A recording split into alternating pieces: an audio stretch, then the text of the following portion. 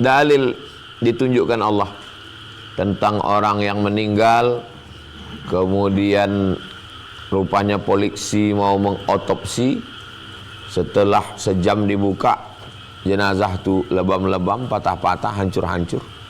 Ada kejadian. Allah mau menunjukkan bahwa azab kubur itu terjadi. Disebut dia dengan alam kubur karena tempatnya dikubur. Bagaimana orang yang tidak masuk kubur?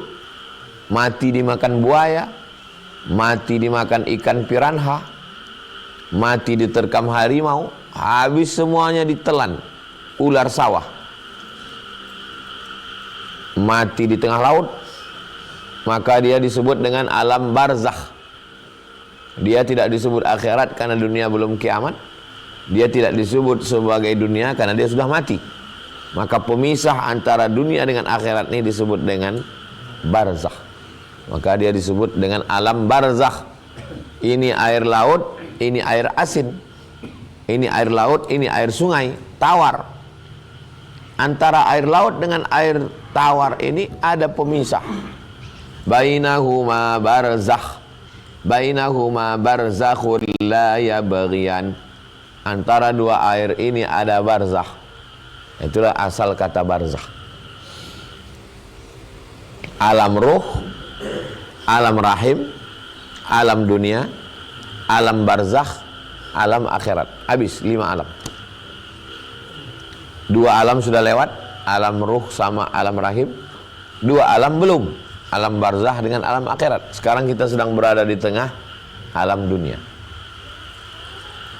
Imam Syafi'i lahir 150, meninggal 204. Lahir 150, meninggal 204. Hanya 54 tahun. Di dunia ini cuma 54 tahun. 204 sekarang sudah 1445. Berarti sudah 1200 tahun. Di atas tanah 54 tahun, di dalam tanah 1200 tahun. Imam Nawawi tak sampai 50, 40 sekian. Meninggal 676. Sekarang udah 1445. 1446. Berarti sudah 800 tahun. Imam Al-Ghazali 505. Sekarang sudah 1446.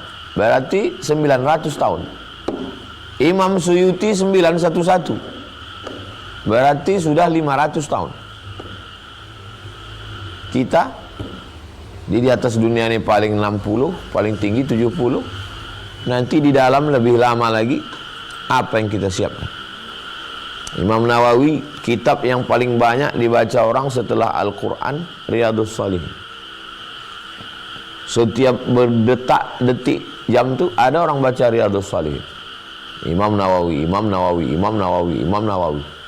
Maka berpikirlah kita tentang alam barzakh. Kira-kira kalau kita mati, apa yang mengalir untuk alam barzakh? 257. Wa anhu, dari Abu Hurairah. Qala, dia berkata, qala Rasulullah SAW, Nabi SAW bersabda, rubba, berapa banyak, rubba, berapa banyak, ash'as, orang yang rambutnya kusut. Kusut rambut itu karena tak disisir. Aghbar, berdebu. Sudahlah rambutnya kusut, berdebu pula. Madfu, ditolak orang. Rambut kusut, berdebu, ditolak orang. Bil abwab, di pintu. Kalau lalu dia di pintu, ngetuk pintu orang, tolak orang. Apa maksudnya ini? Rambut kusut, berdebu, ditolak orang.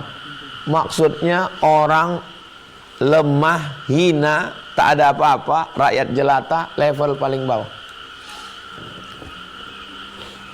Tapi orang macam ini, lau aqsama, kalau dia bersumpah, ala Allah, wallahi, tallahi, billahi, la abarrahu, langsung terwujud, makbul, mustajab doanya.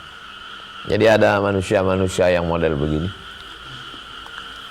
Rambutnya pun kusut masai, berdebu, tak dipedulikan orang, tak dipandang orang, disepelekan orang, remeh temeh. Tapi kalau dia bersumpah, kalau dia berdoa, kalau dia menyebut nama Allah, maka terkabul, mustajab. Maka tak boleh kita meremehkan orang dari penampilannya, dari bentuknya.